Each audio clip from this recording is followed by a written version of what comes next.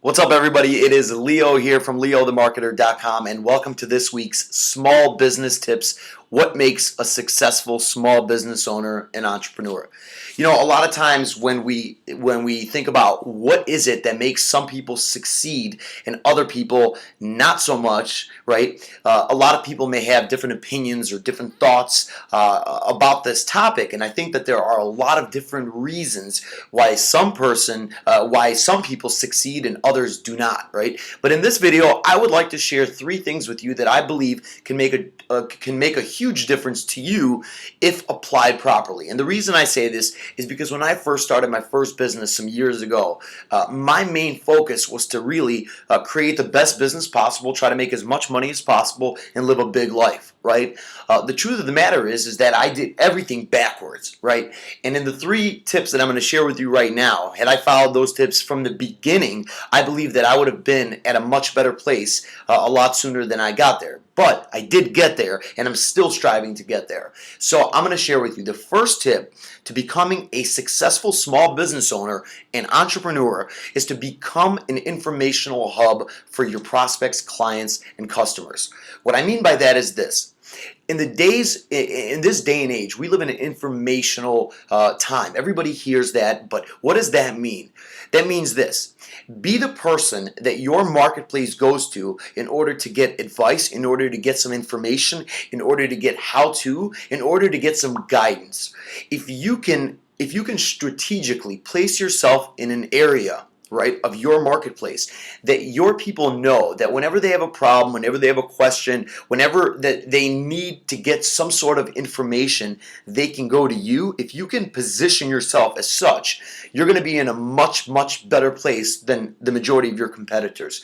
And the reason I say this is because when you become an informational hub to your marketplace, you provide value to that marketplace. So when it's time for them to make a decision who to spend money with, who to do business with, they're going to go to the person that they know, like, and trust. And I know those words are really thrown out there a whole lot. But what I want to focus on is this. If you become the person that they begin to really trust and they really begin to look forward to you reaching out to them and giving them articles and giving them videos and giving them blog posts and giving them more information that will better their life, help them out, deliver value to them, then by the time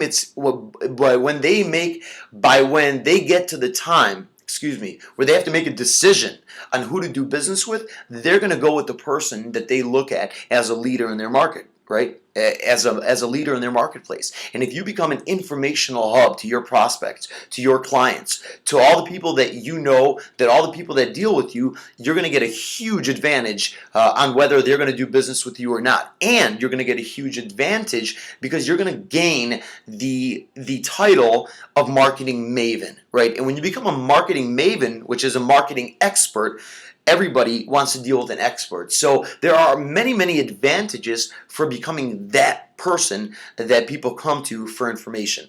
The second thing that makes a successful small business owner is a person that really cares about their clients, customers, and prospects. So like I said, when I first started my business back when I was some years younger, I really tried to focus on creating the best business that I could so I can make a lot of money, so I can succeed. I fell in love with my business.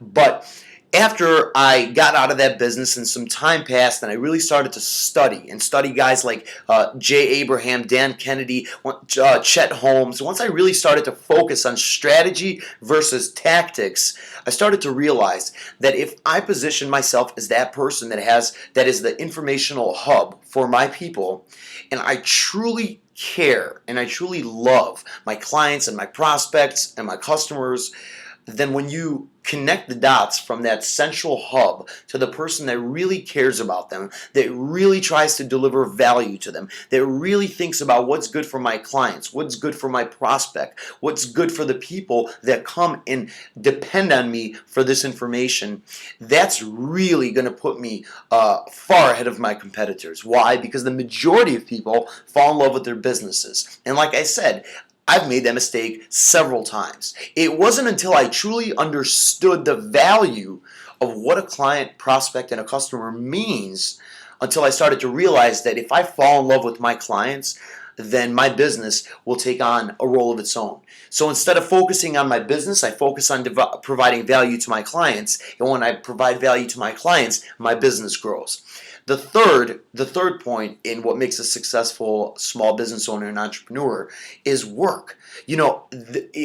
Work. Yes, work. I think that with books like the 4-Hour Work Week, I think people really misunderstand the message. The message is not work 4 hours a week, right? The message is work hard so you can enjoy your life and have the freedom you want. I think a lot of people think that they can work 4 hours a week or 4 hours a day and become a very successful small business owner and entrepreneur. I'm sorry, but that's just not the case. I know a lot of people who are very, very successful in their lives, in their finances, and ask any of them, do you work a lot? They will all tell you, yes, I work a lot. And the truth is you have to. You really need to build work ethic, and work is very good. I hear a lot of people say, create these businesses that you can work 5% of the time, and 95% of the time you can do whatever else you want. The truth of the matter is, I have never in my life met a successful entrepreneur that doesn't work a lot. And as my friend Chet Holmes says, I've never met a successful entrepreneur that doesn't work at least half days.